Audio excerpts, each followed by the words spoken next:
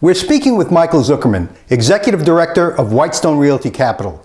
Mr. Zuckerman is a practicing New York attorney and one of the leading experts in commercial real estate law and finance, including the complex structures of the new market tax credits and historic tax credits programs. Good morning, Michael. How is Whitestone Realty Capital involved with the new markets tax credit program? We are working with developers to develop projects where the use of new market tax credits would be used as a form of equity in the projects.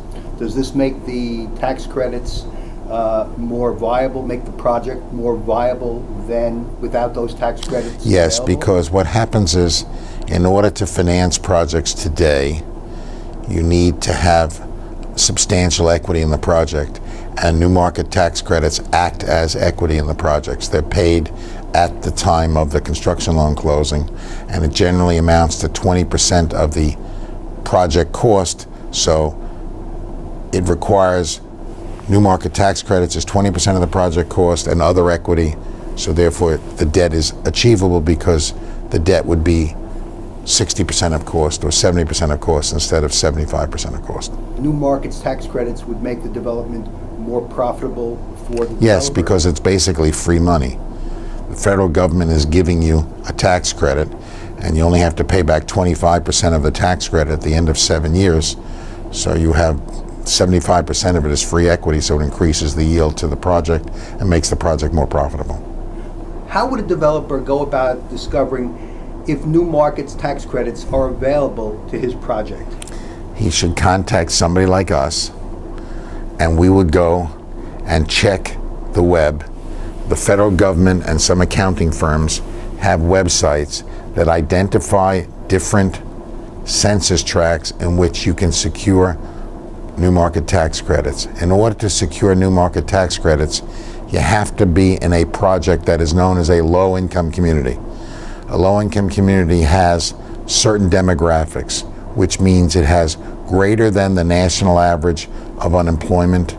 It has less than 60% of the average median income on the census tract. The residents in the census tract, their average income is less than 60% of the average median income for the metropolitan area or for the state, or it has a poverty level in excess of 20% as measured by the Department of Labor.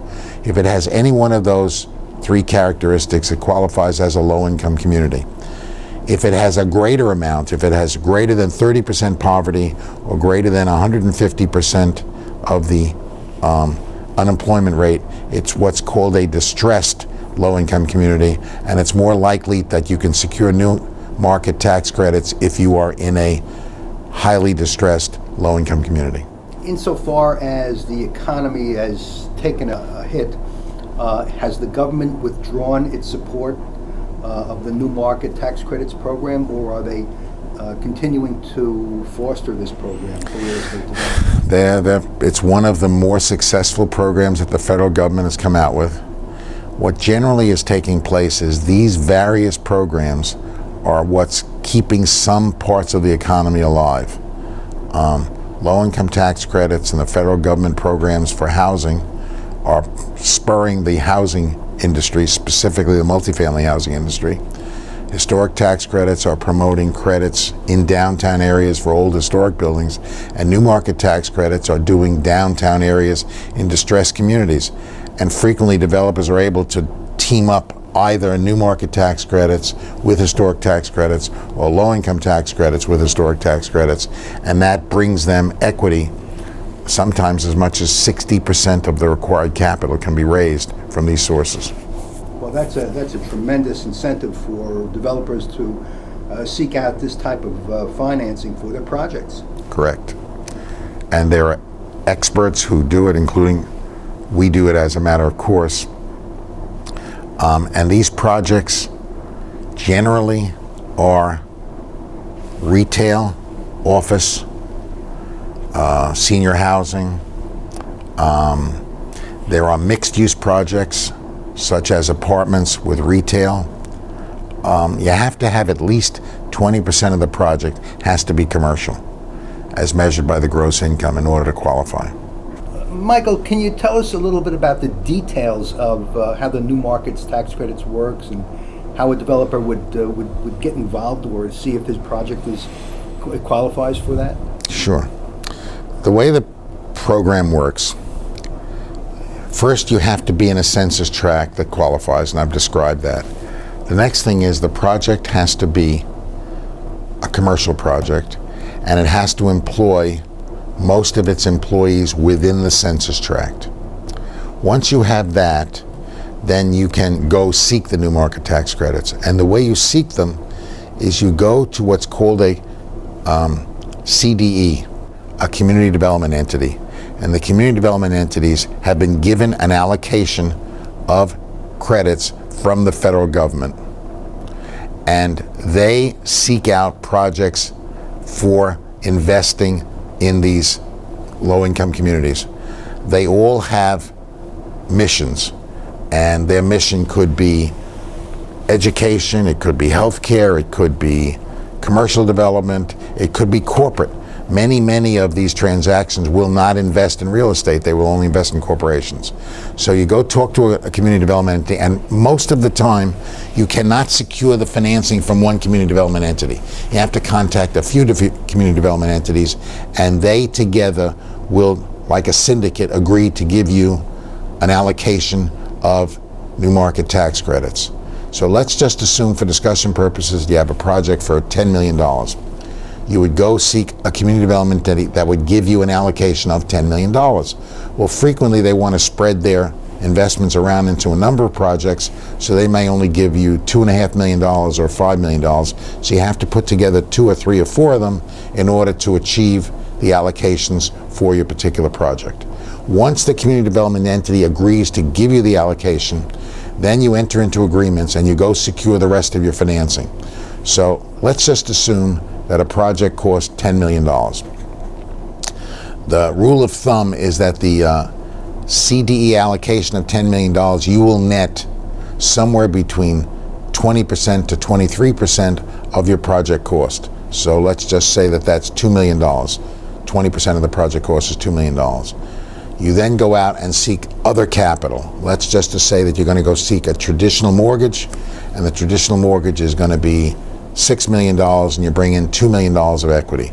So your total project cost is $10 million, and your sources of capital is a first mortgage for $6 million, equity for $2 million, and new market tax credits for $2 million. So you now have the capital necessary to create your project.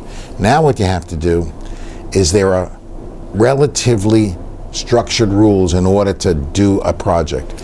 So you have to secure the arrangement with the community development entity, and the money is aggregated and invested into something called an investment fund.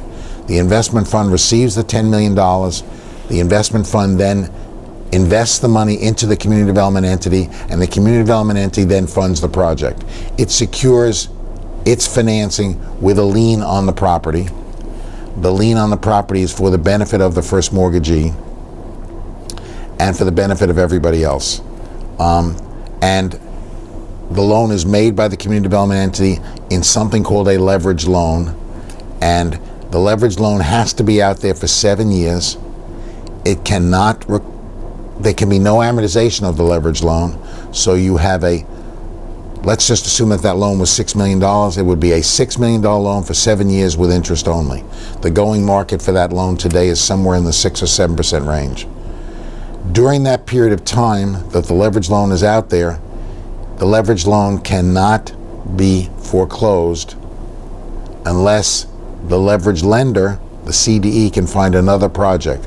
Because if they close on the leverage loan and cannot find another project, the investor who has purchased the new market tax credits, he cannot have it foreclosed on, because what will happen is he will have recapture. So the only way that they foreclose is to find another project and work out something with the investor for the tax credits.